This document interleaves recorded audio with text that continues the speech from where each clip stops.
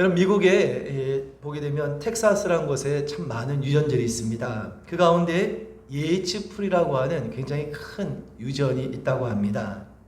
근데 이 유전이 어떻게 발견되었는가 하면 미국의 1930년대 큰 이 대공황이 있을 당시에요. 예츠라고 하는 목장 주인이 있었습니다.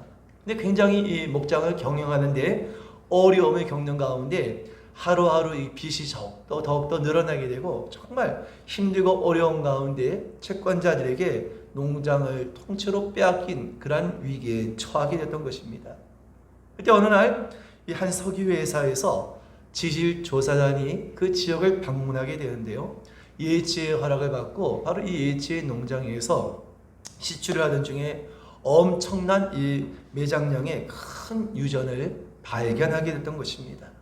그래서 그로 말미암아서 그는 한순간에 정말 이 빚에 쪼달리는 그런 삶에서 억만장자가 되어졌다는 것입니다. 결과만을 보았을 때 사람들은 야, 정말 그 사람 횡재했다. 어떻게 그렇게 횡재할 수 있을까? 그렇게 생각할지 모르지만 여러분 한편으로 이 예치한 사람은 어떤 생각했겠습니까? 야, 내 땅에 이렇게 엄청난 유전이 매장되어 있는데 내가 그것을 알지 못하고 그렇게 내가 고통스럽게 어렵게 그렇게 생활을 했을까? 한편 여러분 이 예치한 사람이 얼마나 그것을 모르고 살았던 그 지난 시간에 관해서 억울한 그런 마음을 가졌을까 하는 것입니다. 값진 보물이 바로 자신의 가장 주변에 가까이 있음에도 불구하고 그 가치를 깨닫지 못해서 누리지 못하고 살아가는 사람들이 있는 것처럼요. 우리의 신앙도 바로 이와 같다라고 말할 수 있다는 것입니다. 여러분 특히 하나님께서는 그 자녀들에게 베풀으시는 풍성하신 하나님의 은혜가 있다는 것입니다. 이것은 마치 보이지 않는 땅 속에 어마어마한 원유가 매장되어 있는 것과 같은 것이라고 할 수 있겠는데요. 바로 하나님께서 성령을 통해서 바로 우리에게 주시는 이런 영적인 자원이라고 하는 것은 어마어마한 것이다 라고 할 수 있다는 것입니다. 그런 여러분 우리가 그 비밀을 알지 못하고 우리가 영적으로 궁핍하고 하나님께서 우리에게 예비하신 그 풍성하신 그 은혜를 우리가 깨닫지 못하고 그것을 사용하지 못하고 살아간다고 한다면 그것은 너무나 우리에게 큰 손해이자 너무나도 억울한 일이 아닐 수가 없을 것입니다. 근데 여러분 너무나도 많은 사람들이 하나님께서 우리 위해서 이와 같이 예비하신 그 풍성하고 놀라운 은혜를 알지 못하고 그것을 사용하지 못하고 살아가고 있다는 것입니다. 그래서 하나님께서는 우리에게 이와 같이 영적으로 무지한 가운데 있는 우리를 깨우쳐주시기 위해서 바로 성령을 우리에게 보내오신 줄로 믿으시길 바랍니다. 그래서 여러분 바로 하나님께서 우리에게 성령을 보내오신 날이 우리가 오늘 이렇게 지키고 있는 바로 성령 강림절이기도 한 것입니다. 우리가 오늘 함께 보신 사도행전 2장의 말씀은 바로 예수님께서 말씀하신 대로 그 약속하신 대로 승천하시고 제자들에게 성령을 보내실 것을 약속하신 이후에 제자들이 함께 모여서 합심하여서 마가의 다락방에서 기도하는 가운데 바로 그들에게 성령이 임하였던 사건을 기록하고 있습니다. 여러분 성령의 강림은 예수님의 구원이 완성되어지는 하나의 놀라운 사건이다라고도 할 수 있는 것입니다. 그렇습니다 여러분. 예수님께서 아무리 십자가에서 피 흘려 죽으시고 부활하시고 승천하셨다 할지라도 성령의 강림이 없었다고 한다면 바로 이 성령의 강림이 없다고 한다면 그 구원의 역사는 온전하게 이루어질 수가 없기 때문인 것입니다. 왜입니까? 아무리 예수님께서 십자가에서 죽으시고 다시 살아나셨다 할지라도 성령이 우리 가운데 거하지 않으신다고 한다면 우린 그것을 깨달을 수도 우린 그것을 믿음으로 고백할 수 없기 때문이라는 것입니다. 이렇게 성령의 강림하심을 통하여서 복음을 듣는 모든 사람들이 바로 그 성령으로 말미암아 믿음으로 반응하게 되며 바로 그를 통하여서 우리에게 구원의 효력이 주어지기 때문인 것입니다. 다시 말해서 예수님께서 우리를 통하여서 열어주신 이 구원을 우리 개개인에게 온전하게 적용시키는 분이 누구시냐? 바로 그분이 성령이신 줄로 믿으시기를 축원을 드립니다. 여러분, 성령의 강림은 이 땅을 살아가는 우리 모든 성도들에게 너무나도 중요한 사건이기 때문에 오늘 하나님께서는 하나의 선언적인 의미로 특별한 하나의 사인을 우리에게 보여주셨다라고 할 수 있다는 것입니다. 그것이 무엇입니까? 오늘 본문의 말씀과도 같이 오순절 마가의 다락방에서 120명의 그 제자들에게 일어난 성령 강림의 사건이었던 것입니다. 여러분, 오늘 본문의 2절과 3절의 말씀을 먼저 보시면 오늘 성령이 그들 가운데 어떻게 임하게 되었는가, 우리 한번 2절과 3절의 말씀을 같이 읽겠습니다. 시작. 호련히 하늘로부터 급하고 강한 바람 같은 소리가 있어 그들이 앉은 온 집에 가득하며 마치 불의 혀처럼 갈라지는 것들이 그들에게 보여 각 사람 위에 하나씩 임하여 있더니, 제자리 함께 예수님의 말씀을 따라서 모여서 기도할 때 어떤 일이 일어났다고 했습니까? 갑자기 바람 같은 소리가 들렸다라고 말씀하고 있습니다.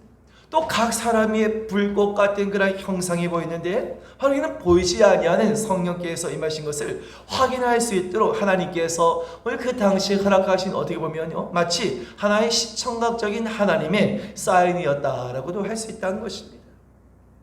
물론 여러분, 성령의 역사는 구약시대에도, 그리고 하나님께서 이 세상을 창조하시고 그 이전부터도 성령께서는 하나님의 그 삼일체 하나님 가운데 한 분으로 존재하시고 계셨다는 것입니다.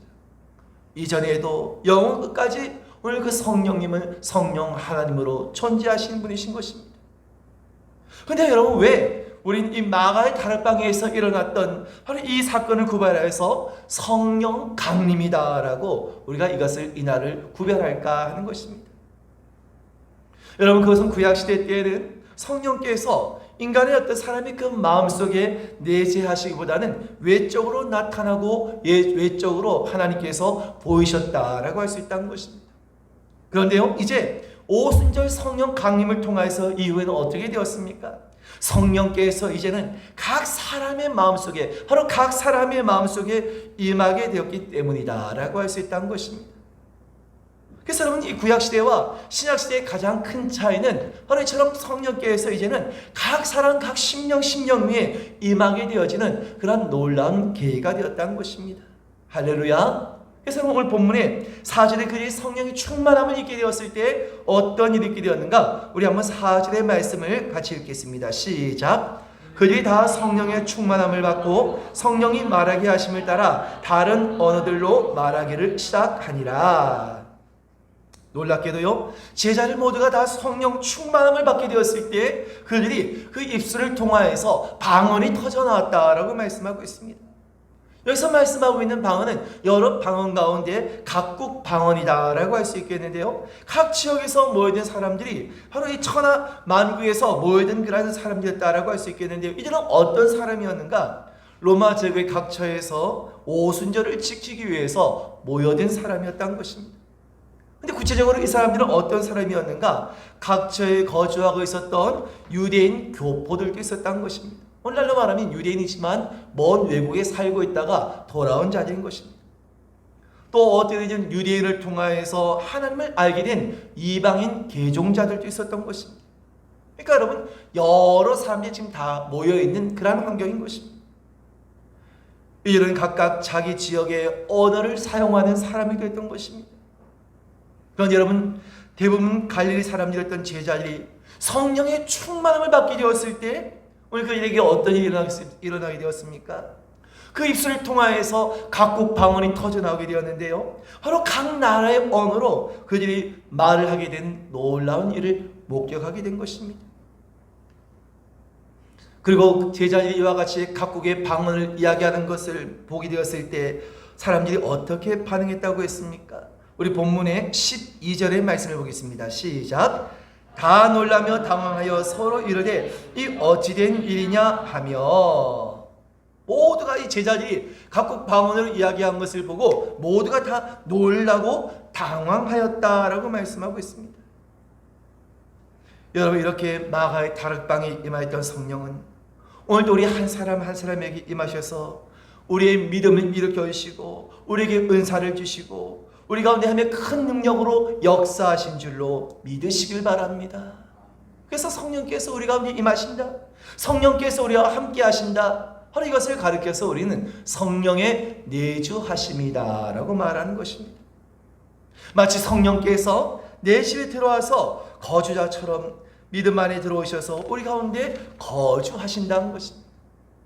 그런데 단순하게 그냥 집에 들어와서 거주하는 그런 상태가 아니라 오늘 성령은 바로 우리 가운데서 왕으로 주님으로 우리 가운데 거주하시면서 다스리는 그런 상태를 가르쳐서 오늘 그것을 무엇이라고 하느냐? 바로 그것을 꼭 가르쳐서 성령의 충만함이다라고 하는 것입니다. 그러니까 성령이 나를 다스린 상태, 성령의 온전히가 지배를 받는 상태, 바로 이것을 가르쳐서 성령의 충만함이라고 한 것입니다. 여러분, 이처럼 성령은 우리 가운데 오셔서 믿음을 주시고 내주하시고 우리를 충만하게 하시고 우리 가운데 역사하시는 분이신 것입니다. 그래서 여러분, 바울은 고린도전서 3장 16절의 말씀에 이렇게 이야기하고 있는데요. 우리 같이 읽겠습니다. 시작. 너희는 너희가 하나님의 성전인 것과 하나님의 성령이 너희 안에 계시는 것을 알지 못하느냐. 아멘. 바로 성령이 나의 몸을 하나님의 집으로 삼고 들어와 영원히 거하신다는 것입니다. 그래서 우리 몸이 하나님의 성전인 이유가 바로 이와 같이 성령이 우리 가운데 거하시기 때문인 것입니다. 또 여러분, 고린도전서 12장 3절의 말씀을 같이 읽겠습니다. 시작. 그러므로 내가 너희에게 알리노니 하나님의 영으로 말하는 자는 누구든지 예수를 저주할 자라 하지 아니하고 또 성령으로 아니하고는 누구든지 예수를 주시라 할 수 없느니라. 아멘. 여러분, 그렇습니다. 믿음이라고 한 것은 내가 지식적으로 들어서 내가 공부를 해서 얻게 되는 것이 아니라 오직 성령을 통하여서, 바로 성령을 통하여서 우리에게 믿음을 주신다라는 것을 말씀하고 있다는 것입니다. 여러분, 우린 당연히 성령께서 우리 가운데 늘 내주하시는 상태가 되어야지만 우리는 그냥 그 상태, 성령께서 우리 가운데 내주하시는 그 상태에 머물러 있어서만은 결코 안 된다는 것입니다. 우린 그것에서 더욱더 한 걸음 더 나아가야 한다는 것입니다. 무슨 말씀입니까? 오늘 본문에 보게 되면 제자들은 오늘 그 성령의 내주함에서 한 걸음 더 나아가서 어떤 자리까지 이르게 되었습니까? 바로 성령의 충만함의 자리에까지 이르게 되었다는 것입니다. 여러분, 그렇습니다. 오늘 이것이 바로 성령을 우리에게 보내신 이유이자 또한 우리가 성령의 충만을 구한 이유가 되는 줄로 믿으시길 바랍니다. 그렇게 여러분, 제자들이 성령에 충만하였을 때 사람들은 제자들의 그 모습을 보면서 뭐라고 이야기했는가? 저 사람들이 세술에 취했다, 세술에 취했다라고 하면서 어떤 애들은 이와 같이 성령의 충만한 자를 가리켜서 술에 취했다라고 조롱하기도 했던 것입니다. 우리 이어서 오늘 본문의 13절의 사람들이 성령의 충만한 제자의 모습을 보면서 뭐라고 했는지 13절에 보겠습니다. 시작. 또 어떤 이들은 조롱하여 이르되 그들이 세술에 취하였다 하더라. 그러니까 사람들이 보았을 때는 도무지 이것을 이해하지 못한 사람들은 저 사람들 술에 취한 거 아니야, 제정신이 아닌 것 같은데 오늘 이와 같이 사람들이 이야기했다는 것입니다. 그때 여러분, 베드로가 뭐라고 반박을 합니까? 15절의 말씀을 보겠습니다. 본문의 15절입니다. 시작. 때가 제3시니 너희 생각과 같이 이 사람들이 취한 것이 아니라. 뭐라고 이야기합니까? 때가 제3시라는 것입니다. 3시라고 한 것은 우리 시간으로 이야기하면요, 오전 9시에 해당하는 그런 시간입니다. 오전 9시면 여러분 완전 아침이지 않습니까? 그것도 9시라고 하면 유대인들이 정통적으로 기도하는 그 시간을 따기도 한데요, 누가 아침 시간에, 누가 기도의 시간에 이와 같이 술을 마시고 취하겠냐는 것입니다. 한마디로 그들이 생각하고 보고 있는 것처럼 술에 취한 것이 결코 아니라는 것입니다. 여러분, 흥미로운 사실은 사람들이 성령 충만한 제자의 모습을 보고 저들이 술에 취했다라고 조롱하였지만 나중에는요, 오늘 이 술에 취했다, 성령이 충만한 것을 가리켜서 술에 취했다라고 하는 그 표현이 오히려 성령의 충만함을 잘 설명해 주는 하나의 표현이 되었다는 것입니다. 그래서 여러분, 바울도 성령의 충만함을 이야기할 때 술 취함에 비유하여서 이것을 언급하게 됐던 것입니다. 여러분, 왜 성령의 충만함과 술 취함이 그것이 비슷하다라고 이야기하겠습니까? 그것은 바로 현상적인 모습 때문이라는 것입니다. 성령 충만과 바로 술 취함이 현상적으로 봤을 때는 비슷한 모습이 있다는 것입니다. 여러분, 예를 들어서 사람이 술에 취하면 어떻게 됩니까? 당연히 술에 취하게 되면 그 술의 영향과 지배를 받을 수밖에 없던 것입니다. 아무리 점잖은 사람도 여러분 술에 취하면 완전히 그냥 짐승이 되는 그런 일들도 있지 않습니까? 그렇게 점잖은 사람이요 완전히 이 술의 영향을 받고 지배를 받으면 완전히 전혀 다른 인격이 되는 것입니다. 그래서 여러분 생활에도 그런 말이 있지 않습니까? 사람이 술을 먹지만 나중에는 술이 술을 먹고 마치면 술이 사람을 먹는다. 이런 말 들어보지 않습니까? 그만큼 술이라고 하는 것이 사람에게 얼마큼 큰 영향을 미치냐는 것입니다. 술에 취하면 인격이 달라지고 행동이 달라지게 됩니다. 여러분 술 취한 사람들의 모습을 보기는 어떻습니까? 말을 여러분 정상적으로 하지 아니하고 말이 혀가 꼬부라지지 않습니까? 감정이 변하고 행동이 변하고 그런 모든 것들이 다 술에 그 사람이 지배함을 받기 때문이라는 것입니다. 마찬가지 여러분 성령이 충만하면 그 사람의 인격을 성령께서 통치하게 되는데요. 바로 그 사람의 인격이라고 할 수 있는 지정의를 바로 성령께서 지배하시는 것입니다. 그래서 여러분 성령이 충만하면 것은 다른 것이 아니라 온전한 성령의 다스림, 온전히 그 성령의 다스림 가운데 거한 그러한 상태를 가리켜서 성령 충만이다라고 한 것입니다. 근데 우리는 어떤 생각을 합니까? 성령 충만이라면 단순히 그냥 막 뜨겁게 찬양하고 막 뜨겁게 기도하는 그러한 상태만을 가리켜서 성령 충만이다라고 생각하는데요. 이렇게 단순히 성령 충만이라고 한 것이 그냥 뜨겁게 찬양하고 기도하는 것이 그러한 상태를 성령 충만이라고 한 것이 아니라 이처럼 성령이 내 안에 온전히 주인이 되셔서 내가 온전히 그분의 다스림 가운데 있을 때 내가 그분의 말씀이라고 한다면 어떤 말씀이라도 즉각적으로 순종하고 그 말씀대로 행할 수 있는 그런 상태, 바로 이것을 가리켜서 진정한 성령 충만이다라고 말하는 것입니다. 여러분 그렇다고 한다면 성령이 우리 가운데 충만할 때 우리에게는 구체적으로 어떠한 일이 우리 가운데 일어나게 될까 하는 것입니다. 그 첫째는 우리가 성령이 충만할 때 우리는 확신의 사람으로 변화된 줄로 믿으시길 바랍니다. 여러분 베드로와 제자들은 예수님께서 십자가에서 죽으시고 부활하신 것을 그들은 목격하였습니다. 그런데 어땠습니까? 여전히 제자들은 부활하신 예수님을 보았음에도 불구하고 그들은 여전히 두려움이 그 가운데 있었던 것입니다. 하지만 제자들이 성령이 충만하게 되었을 때 그들이 성령이 충만함을 입고 난 이유는 어떻게 되었습니까? 우리 본문의 14절의 말씀을 같이 읽겠습니다. 시작. 베드로가 11 사도와 함께 서서 소리를 높여 이르되 유대인들과 예루살렘에 사는 모든 사람들아 이 일을 너희로 알게 할 것이니 내 말에 귀를 기울이라. 여러분 얼마 전까지 그 제자들이 두려워해서 숨어 있었던 오늘 그 제자들의 모습과는 전혀 다른 모습이지 않습니까? 두려움에 떨던 제자들이 이처럼 많은 사람들, 많은 무리가 모인 앞에서 담대하게 복음을 증거할 수 있었던 것은 바로 성령이 충만함을 통하여서 오늘 그들이 바로 이와 같이 확신함을 얻는 사람이 되었기 때문이라는 것입니다. 여러분 사람이 어떤 일인 간에 확신을 가지게 되면 그 확신은 곧 담대함으로 나타나게 될 줄로 믿으시길 바랍니다. 왜 우리가 담대하지 못할까? 담대하지 못하는 다른 이유가 아니라 우리 안에 확신이 없기 때문이라는 것입니다. 제자는 어땠습니까? 이제는 성령 충만함을 통하여서 예수님께서 죽으시고 다시 부활하시고 우리가 지금도 성령으로 함께 하신 자라고 하는 이 확신이 있었기 때문에 이제는 전혀 어떤 누구도 어떤 자리에서도 결코 두려워하지 아니하고 담대할 수가 있었던 것입니다. 여러분 사도행전 7장에 보게 되면 스데반 집사의 순교의 장면이 나오는데요. 그 당시의 공회라고 하는 것은 가장 어떻게 보면은 그 당시에 권세 있는 그러한 하나의 집단이라고 할 수 있는 것입니다. 그러니 여러분 그 공회 앞에 있을 때 얼마나 그 위압감이 컸겠냐는 것입니다. 하지만 스데반 집사는 어땠습니까? 담대하게 복음을 증거하다가 순교를 당하는 그 자리에서도 오히려 그들의 죄를 위해서, 오히려 그들을 위해서 기도하는 스데반 집사의 모습을 보지 않습니까? 어떻게 이것이 가능할 수 있겠습니까?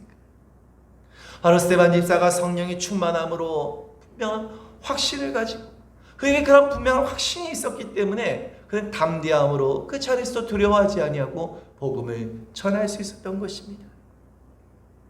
여러분, 원하는 것이 참으로 모든 것이 흔들리고, 참으로 우리가 믿음으로 살아간다고 한 것이 너무나 위축되어지기 쉬운 그런 시대를 살아가고 있는 저와 모두가 날마다 오늘 성령 충만을 통하여서 믿음의 확신을 가지시고 더욱더 담대하게 살아가시기를 주님의 이름으로 축원드립니다. 두 번째로, 우리가 성령이 충만할 때 우리에게 능력이 나타나게 되는 것입니다. 여러분이 한번 사도행전 본문의 2장 43절의 말씀을 함께 보겠습니다. 시작. 사람마다 두려워하는데 사도들로 말미암아 기사와 표적이 많이 나타나니. 여러분, 성령이 충만했을 때 제자에게는 놀라운 능력이 나타나게 되었던 것입니다. 그 가운데 대표적으로 사도행전 3장에 보게 되면 어떤 내용이 나옵니까? 남에서부터 일어나지 못하고 걷지 못하는 사람이 구걸하다가 베드로를 만나게 되었을 때 베드로가 성령이 충만하여서 그를 향하여서 무엇을 명하게 되었습니까? 사도행전 3장, 우리 넘겨서 3장 6절의 말씀을 같이 읽겠습니다. 시작. 베드로가 이르되 은과 금은 내게 없거니와 내게 있는 이것을 내게 주노니 나사렛 예수 그리스도의 이름으로 일어나 걸으라 하고. 아멘.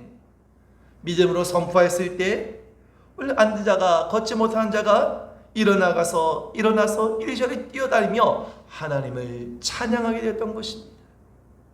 여러분처럼 성령이 충만할 때 능력이 나타나고 이 성령이 충만한 삶을 통하여서 하나님의 놀라운 일이 일어나게 된 줄로 믿으시길 바랍니다. 치유의 역사가 일어나게 될 것입니다. 문제의 해결의 역사가 일어나게 될 것입니다. 형통의 역사가 일어날 것입니다. 그럼 여러분, 우리는 내 힘으로가 아니라 우리가 성령이 충만할 때 이와 같은 놀라운 능력이 우리 가운데 일어나게 될 줄로 믿으시고 늘 날마다 성령의 충만함을 구하시고 저와 여러분 상관에서 이와 같은 놀라운 능력이 경험되실 수 있기를 주님의 이름으로 축원드립니다.